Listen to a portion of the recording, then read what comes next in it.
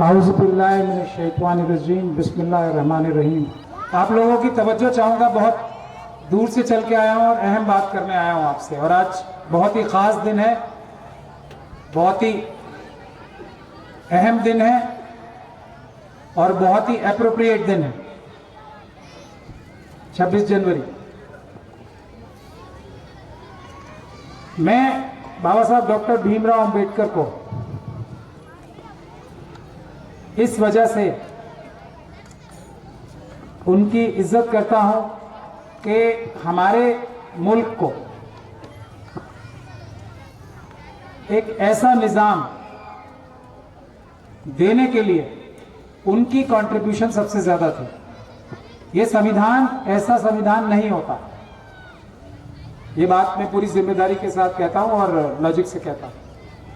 ये संविधान ऐसा संविधान नहीं होता अगर बाबा साहब डॉक्टर भीमराव अंबेडकर और उनके मुट्ठी भर साथी नहीं होते, क्योंकि एक वोट हर एक इंसान का जो तय किया गया। बहुत सारे लोग हमारी कॉन्स्टिट्यूंट असेंबली में, दस्तूर साज कमेटी में बहुत सारे लोग ऐसे थे जो चुन के गए थे, अलग अलग कॉन्स्टिट्यूंसी से, लेकिन वो ये नहीं चाहते थे कि एक वोट का हक सबको मिले। बाबा साहब डॉक्टर भीमराव अंबेडकर और उनके मुट्ठी भर साथी, उनकी बदौलत ये एक वोट का हक हमें सबको मिला। और ये हक मिला नहीं है, ये भी मैं गलत बोल रहा हूं, ये भी हमें ध्यान रखना पड़ेगा। अपने लफ्जों का इस्तेमाल और उनकी चॉइस हमारे लिए बहुत जरूरी है। संविधान किसी ने किसी को दिया नहीं है, संविधान हम सब ने अपने आप अपने लिए इस मुल्क को चलाने के लिए एडॉप्ट किया।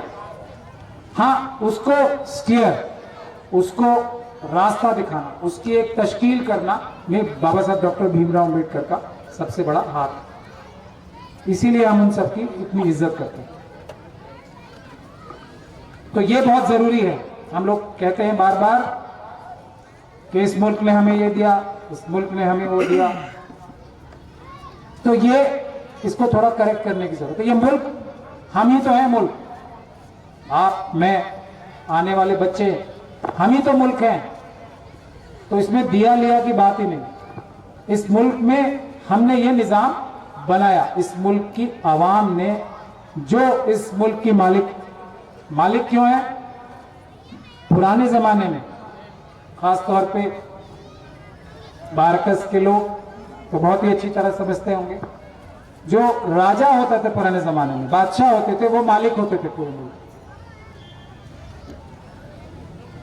आज भी पहले, आज स्टेट वर्सेस केसेस होते हैं ना, आप देखते होंगे, कोई भी मुकदमा, दीवानी, फौजदारी, अगर सरकार को स्टेट बताया जाता है, इससे पहले किंग एम्परर बताया जाता है।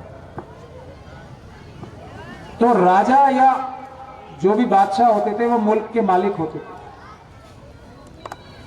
इस मुल्क का मालिक, बराबर का मालिक भारत के संविधान ने तश्कील किया है। हर एक मुल्क के बाशिंदे को, जो भी 18 साल का हो जाएगा, इसका मतलब क्या हुआ? हम सब इस मुल्क के बराबर के मालिक। ये बात बहुत अहम है समझनी, और ये साइकोलॉजिकली हम लोगों के जहनों में घुस जानी बहुत जरूरी है बात। तभी हम अगला स्टेप ले पाएंगे, अगला कदम उठा पाएंगे, हमारा निज़ाम क्या है वो समझ पाएंगे, और निज़ाम का फक्ता हम सब लोगों के लिए, मुल्क के लिए क्या है वो भी उठा पाएंगे। तो पहली चीज तो ये हो गई। दूसरी चीज, हमारे मुल्क में आईनी दस्तूर के हिसाब से हम सब इसके मालिक हैं, और नौकर कौन है ये भी बहुत जरूरी बात है। और मिशन से कॉन्स्टिट्यूशन के जरिए जो हमारी तंजीम है, हम लोग मालिक को मालिक की जगह रखने का और नौकर को नौकर की जगह रखने का। आप लोगों ने जितनी भी मेरी वीडियोस देखी होंगी, उसमें एक बात मैं जरूर बोलता हूं, चाहे कितने भी मुश्किल हालात हों, किसी भी हालात में सरकारी अफसरों को ये याद दिलाने की कोशिश मैं जरूर, और हमारी तंजीम के सभी लोग जरूर करते हैं, पहले आप ये बताओ कि हम मालिक हैं और आप नौकर हो या नहीं। मैं हर जगह बोलता हूं, आप लोगों ने, बहुत सारे लोगों ने देखा हो। ये नफ्सियाती तौर पे जिस दिन हमारे जहन में साफ हो गई तस्वीर, हमारी आदि जो समस्याएं प्रॉब्लम्स हैं वो हल हो जाएंगी। ये नफ्सियाती तौर पे हमारे जहन नशीन होनी बहुत जरूरी बात है। इसीलिए एक छोटी सी बात को मैं बार बार दोहराता हूं।